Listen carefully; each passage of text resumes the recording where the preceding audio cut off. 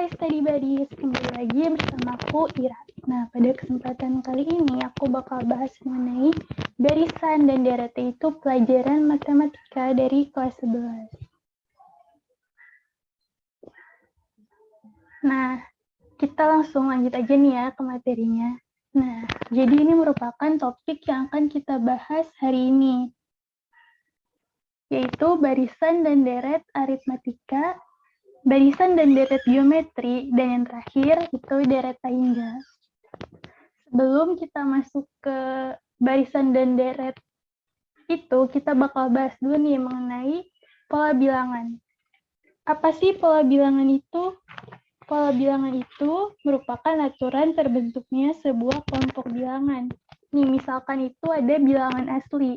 Bilangan asli itu adalah 1, 2, 3, dan 4. Ini tuh merupakan pola bilangan di bilangan asli ini nih. Terus dari pola bilangan ini kita bisa tahu nih pola ke n itu kayak gimana. Misalkan nih bilangan asli itu 1, 2, 3, 4. Berarti pola ke n itu adalah pola ke n.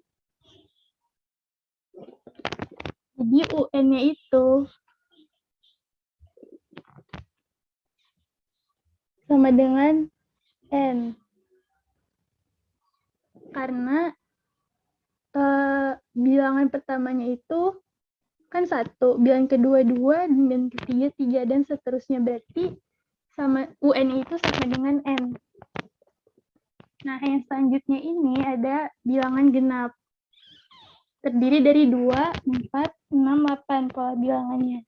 Nah, UN-nya itu sama dengan apa ya teman-teman? Coba dipikirin dulu.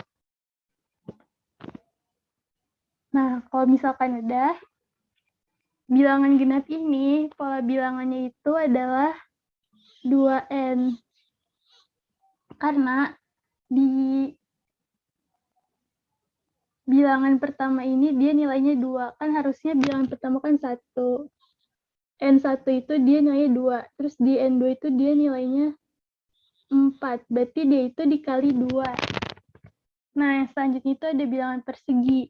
Bilangan persegi itu yang kayak gimana sih? Bilangan persegi itu yang kayak gini, teman-teman. 1. Bentar, aku pakai highlighter.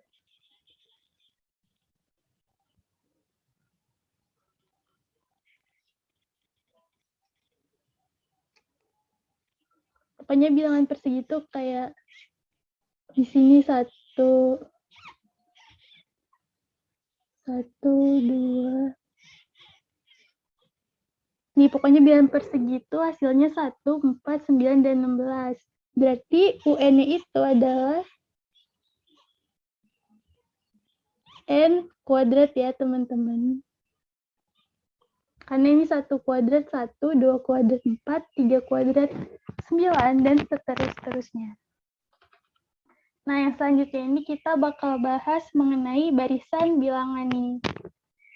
Apa sih barisan bilangan? Barisan bilangan itu merupakan kelompok bilangan yang memiliki aturan atau pola tertentu. Barisan bilangan sendiri dibagi menjadi 2, yaitu barisan aritmatika dan barisan geometri. Nah, pertama-tama kita akan bahas mengenai barisan aritmatika dulu ya, teman-teman. Nah, barisan aritmatika ini memiliki sifat yang bedanya itu tetap. Jadi selisih antara U2 dan U1 ini akan sama dengan selisih antara U3 dan U2 yang bisa kita sebut sebagai beda. Beda. Nah, kan tadi udah kita omongin kan kalau selisihnya itu sama. Berarti dapat kita ketahui bahwa yang menjadi pokok utama di barisan aritmatikanya itu adalah bedanya. Nah, cara nyari bedanya sendiri itu, kan tadi udah aku bilang kan selisih antara U2 dan U1. Atau kalau untuk yang U ke N-nya, berarti UN dikurangi UN-1. Nah, dari data tadi tuh kita bisa nentuin rumus suku ke N. Nah, kita kepel lagi ya, terus rumus suku ke N. Rumus ini didapat dari mana sih, Kak? Kan misalkan nih kita, dari U1 ini kita misalkan sebagai A. Terus untuk ke U2 ini kan butuh beda kan? Berarti kalau ini dipindah ruaskan, U2 itu sama dengan U1 ditambah beda. Berarti U2-nya ini sama dengan A plus B. Dan seterus-terusnya dong. Nah, polanya itu dapat kita simpulkan UN itu sama dengan A plus N-1 kali B. Bisa dilihat ini kan bilangan kedua, bedanya cuma ada 1, padahal dia N-nya 2. Jadi N-1 kali bedanya. Nah, yang selanjutnya kita akan membahas mengenai barisan geometri.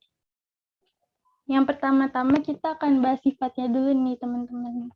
Sifatnya itu rasionya tetap. Kalau tadi kita ngebahas di barisan aritmatika itu selisihnya, kalau barisan geometri itu rasionya. Jadi rasio itu kayak U2 dibagi U1 sama dengan U3 dibagi U2. Nah, dari data ini kita bisa nentuin rasionya nih, teman-teman. Kayak tadi yang udah aku bahas, rasio itu rumusnya kayak gini. Berarti UN-nya itu, UN-nya, kalau yang untuk UN-nya ini, kalau kita nggak tahu tuh berapa, kita bisa pakai rumus rasio sama dengan UN dibagi UN-1. Nah, dari rasio dan sifatnya ini, kita bisa cari tahu nih, rumus suku ke N-nya kayak gimana. Kan tadi udah dilihat kan, kalau R itu sama dengan U2 bagi U1. Berarti kalau UN itu berapa dong, Kak? Kalau UN berarti jadinya akan jadi A kali R pangkat N-1 nih, teman-teman. Kayak gini, karena kita misalkan U1-nya itu adalah A. Terus dia itu dikali R. R-nya itu tapi R pangkat dari N-1. Kita lanjut aja ya teman-teman. Nanti kita bakal bahas lebih detail di contoh soal. Nah, yang selanjutnya ini ada deret aritmatika. Deret aritmatika itu merupakan jumlah suku-suku pada barisan aritmatika nih, seperti yang ini nih teman-teman. Nah, untuk mengetahui rumusnya, jadi intinya itu deret aritmatika itu hasil penjumlahan dari bilangan yang ada di pola bilangan itu, teman-teman. Nah, rumusnya itu kayak gini nih. Sn sama dengan N/2 dikali U1 plus UN. Atau kan tadi kita udah bahas mengenai UN kan, jadi kita bisa sederhanain lagi rumusnya jadi Sn sama dengan N/2 dikali 2A plus N-1 kali B. Nah, nanti pokoknya kita bakal bahas lebih lanjut lah di contoh soal. Nah, selanjutnya ini kita bakal bahas mengenai deret geometri. Sama kayak deret aritmatika tadi, cuma deret geometri itu merupakan jumlah suku-suku pada barisan geometri. Sama kan teman-teman kayak gini. Cuma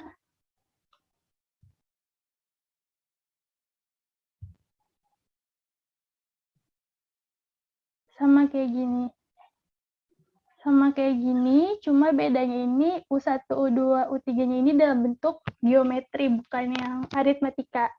Nah, rumusnya sendiri itu, dia adalah Sn sama dengan A kali R pangkat N-1 dibagi R-1 atau Sn A kali 1 min R pangkat N per 1 min R. Kenapa sih, Kak, ada dua rumus? Jadi di sini tuh ada dua keperluan yang berbeda. Yang ini itu untuk R lebih dari 1 atau positif, yang ini tuh untuk R kurang dari 1 atau negatif, teman-teman. Nah, kita lanjut lagi aja ya. Nah, yang selanjutnya ini ada deret tahingga. Deret tahingga ini merupakan deret yang baru kita pelajarin banget nih, teman-teman. Nah, rumus dari deret tahingga itu adalah seperti ini nih. S tahingga sama dengan A per 1 min R. Nih, aku udah punya contoh soal nih yang buat deret tahingga. Misalkan nih, ada L sama dengan 16 tambah 8 tambah 4 tambah seterusnya. Berarti S tahingganya sama dengan, kita cari tahu dulu nih, A-nya berapa? A-nya berapa nih teman-teman? A-nya itu kan 16 nih, yang paling pertama. Terus rasionya itu kan sama dengan U2 dibagi U1, berarti 8 bagi 16 sama dengan setengah ya teman-teman. 4 bagi 8 juga sama dengan setengah, berarti ini benar deret geometri tahingga. Terus S tahingga itu rumusnya kan A per 1 min R.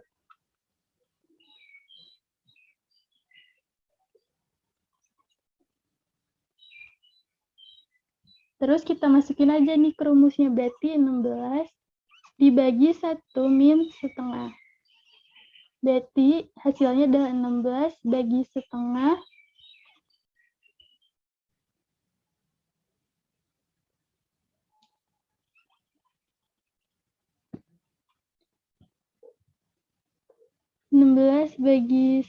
sama dengan 32. Ini ya teman-teman hasilnya. Nah, buat latihan soalnya aku bakal bahas di pertemuan selanjutnya. Nanti kalian pokoknya tunggu aja deh di channel YouTube Study Series. Sekian dulu dari aku, sampai ketemu di video berikutnya.